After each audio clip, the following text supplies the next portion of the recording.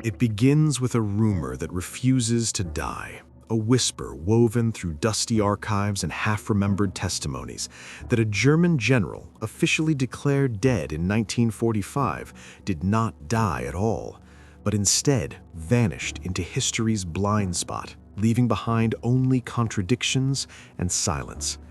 For years, his name lingers like a ghost on intelligence reports and battlefield logs, until a newly declassified bundle of post-war cables reveals something unsettling. Discrete references to continuation arrangements, unexplained transfers of equipment long after surrender, and a final report from a station near the Schwarzwald quietly noting that the general remained unaccounted for. What had once been only a bureaucratic anomaly becomes terrifyingly real in the present day, when a forestry crew working deep inside the Black Forest drives heavy machinery across what should be solid stone, only to hear the unmistakable metallic ring of something hidden beneath the soil. Roots are pulled aside, and a steel hatch emerges from the earth like a relic exhaled by the forest itself, its seams welded shut and its markings nearly erased by time. Authorities arrive expecting a forgotten wartime shelter, yet when the hatch is forced open, it releases a long-buried breath of cold, preserved air, and a ladder descends into a darkness that should have been choked with rust and dust, but isn't. Instead, the team finds corridors that awaken under the flick of a switch, lights glowing steadily as though they were never meant to go out, floors immaculate, the temperature carefully regulated, and beneath it all the faint steady thrum of machinery that has not merely survived the decades, but has been quietly working through them. Storerooms stand perfectly ordered, supplies untouched, clocks still synchronized to cities lost to maps, and everywhere the same stark emblem repeats itself on crates and files. Fortsetzungsbehörde, continuation authority, a name absent from historical records, existing only here, sealed beneath the Schwarzwald, as if preserved for a future that never arrived. The discovery feels less like an excavation of the past and more like the uncovering of a promise that was never allowed to expire. And when the historian brought to the site lays her hand on a still humming cabinet and opens procurement logs dated months, even years beyond the war's end, she understands that the general's reported death was never a conclusion at all, but the opening move in a far deeper design that has been waiting patiently and silently beneath the roots of the forest. The discovery of the bunker quickly draws more than engineers and police. By the second day, the clearing in the Schwarzwald has transformed into a quiet battleground at jurisdictions, where unmarked sedans idle beside forestry trucks and officials speak in careful, clipped tones while trying not to show how unsettled they are. Into this uneasy circle arrives Dr. Lena Hartmann, a federal archives historian whose specialty in late-war administrative structures has, until now, meant years of fluorescent reading rooms and dust-heavy files. She steps from the car with the stunned awareness that the impossible has suddenly become her responsibility. A Bundeswehr intelligence liaison, Captain Elias Krüger, meets her at the perimeter, a man whose skepticism is both armor and habit, and while he treats the site as a potential security threat, she regards it as a living historical wound that has somehow never healed. Their partnership is reluctant at first, shaped by mutual caution. He fears that extremists, collectors, or shadow networks might already be moving toward the site, while she fears that the truth buried below will be smothered by secrecy before it can be understood. As they descend together into the humming corridors, the stakes sharpen from abstract to personal. Lena recognizes a surname in one of the rosters, a logistics officer who once served under Reinhardt, a name that matches a distant branch of her own family, and a tremor of unease runs through her, the realization that this story may be braided into her own history. Above ground, ministries argue over chain of custody protocols and political implications, some pushing for discretion, others whispering that the bunker should be sealed again and forgotten before it destabilizes reputations built on the belief that the past was properly buried. Yet down in the light-washed tunnels, where the air vibrates with the low thrum of unspent purpose, Lena and Krüger understand that whatever this continuation authority truly was, its legacy is no longer theoretical. It has resurfaced, alive in the machinery, the files, and the unanswered question of who tended this place for so many years and why.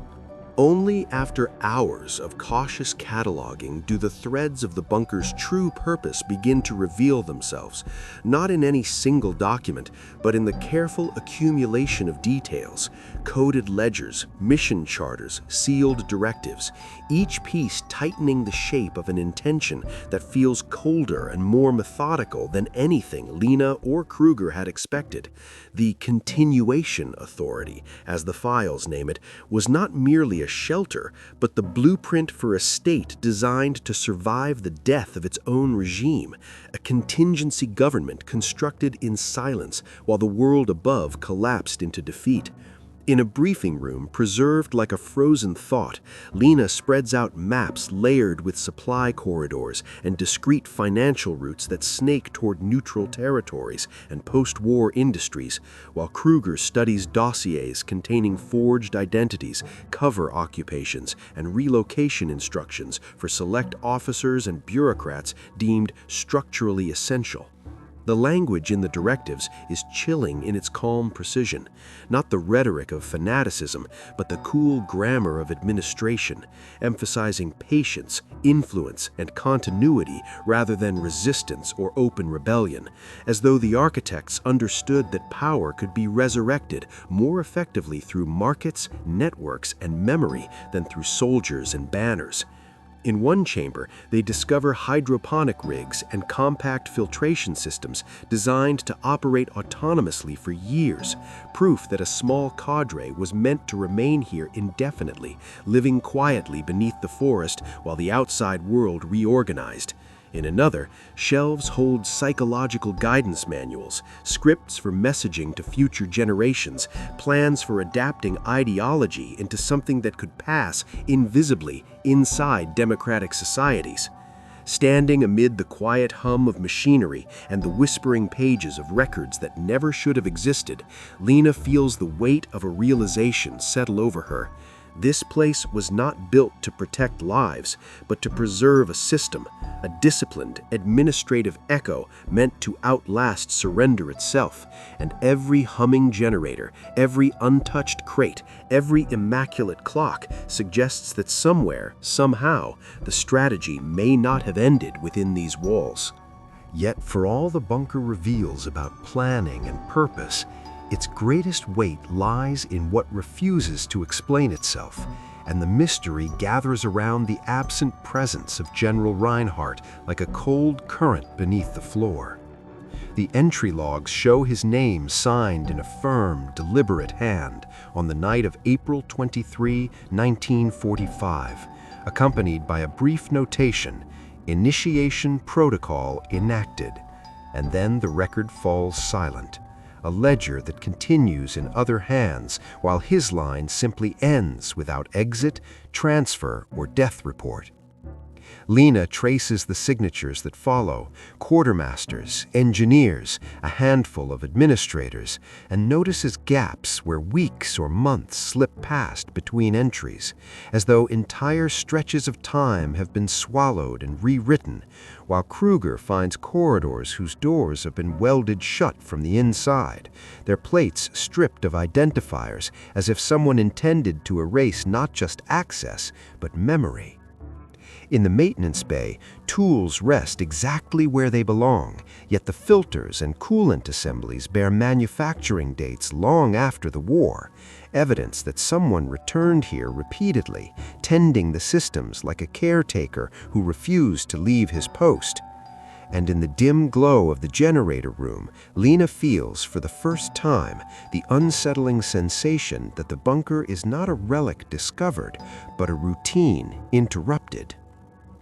Tucked inside a sealed folio, they uncover a fragment of correspondence, half a page, unsigned, speaking of strategic dormancy and conditional reactivation. language that suggests the project did not imagine an ending so much as a long, patient pause. Every unanswered question deepens the unease. If Reinhardt entered and never exited, did he die here, entombed in the machinery of his own vision, or did he vanish into the networks the authority prepared above ground? And if someone has been returning to maintain the lights, the air, the power, then the bunker is not abandoned at all, but part of a watch still being kept, its secret history continuing in the space between what the files confess and what they refuse to say. As Lena and Krüger press deeper into the bunker, the orderly corridors and humming machinery begin to reveal fractures in the carefully maintained illusion of permanence. And the story of the Continuation Authority twists from a single plan into a complex web of competing intentions.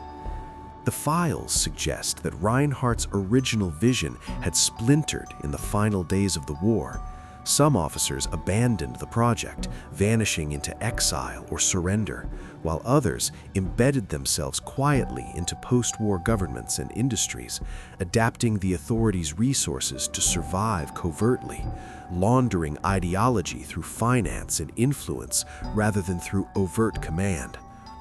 In a hidden lower vault discovered behind a reinforced wall, Lena finds psychological warfare manuals, propaganda blueprints, and operational scripts written for use decades later, plans tailored to manipulate societies that had no memory of the Reich's fall.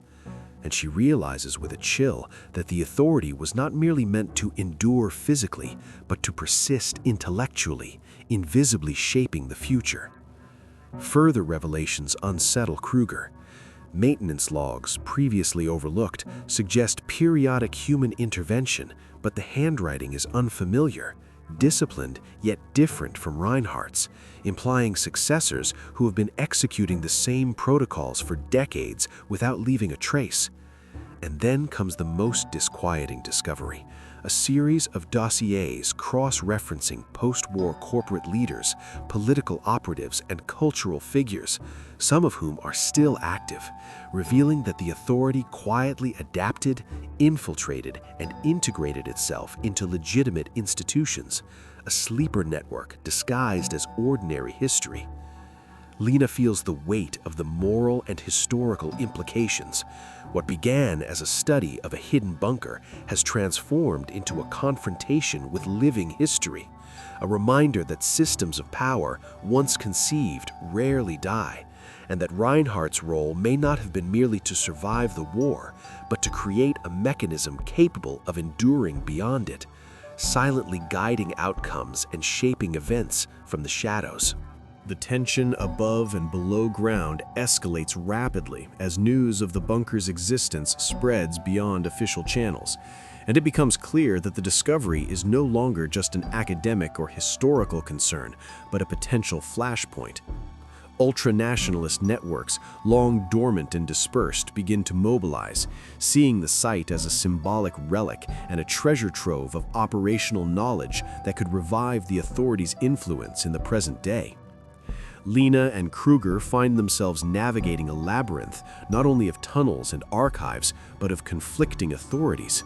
Federal ministries argue over jurisdiction, intelligence agencies insist on secrecy, and private contractors hover like vultures, their motives opaque but unmistakably opportunistic.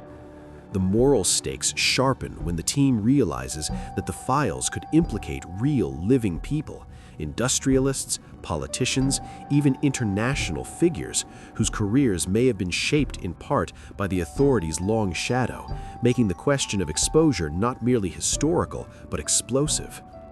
Within the bunker, subtle signs suggest that someone has anticipated such interference. Strategically placed locks, surveillance logs, and motion-sensitive lighting indicate that certain sections of the complex could be activated to protect themselves. And Lena notices that some of the post-war maintenance records have been edited recently, hinting at the presence of a contemporary caretaker or faction still executing the authorities' protocols.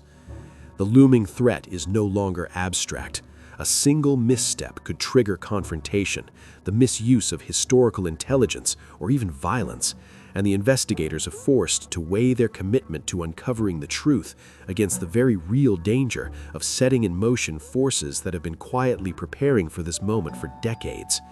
As the forest above rustles with the subtle approach of unknown parties and the hum of generators below underscores the bunker's persistent vitality, Lena and Krüger understand that they are now players in a living history, one that refuses to remain buried and may demand action, loyalty, or sacrifice before the answers can be fully revealed. The climax unfolds in the depths of the bunker, where tension and history converge into a single, almost unbearable moment as emergency lights flare and the low hum of the generators begins to stutter, casting the concrete corridors into a jagged chiaroscuro of shadow and orange glow. Lena and Krüger advance cautiously, aware that the modern intruders who have approached from above are already inside or on the verge of entry, and every corridor seems to hold a trap or a secret, every welded door a story still untold. Behind a reinforced section, they discover a chamber previously concealed from even their most careful mapping, an inner sanctum where time seems to have paused entirely, shelves of documents perfectly preserved, clocks ticking in perfect synchrony, and a desk with a diary resting on it, its pages yellowed, yet unmistakably Reinhardt's handwriting, recounting his final days in the bunker and the rationale behind the continuation authority, a mixture of pragmatism, fear, and an obsession with survival through influence rather than open conflict.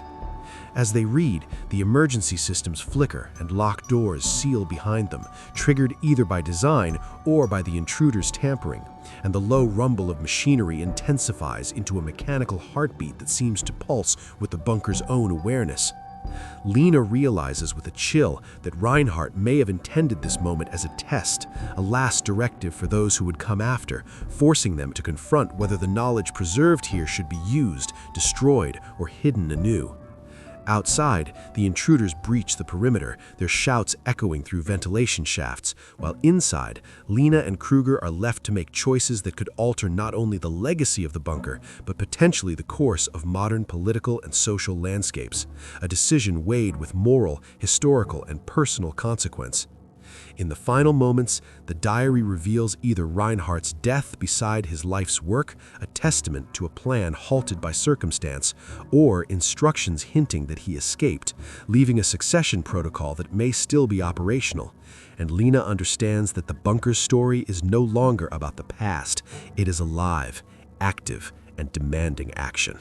When the dust finally settles and the intruders are restrained or withdrawn, Lena and Krüger emerge from the bunker into the cold forest air of the Schwarzwald, carrying not just files and evidence, but the weight of a history that refuses to remain buried.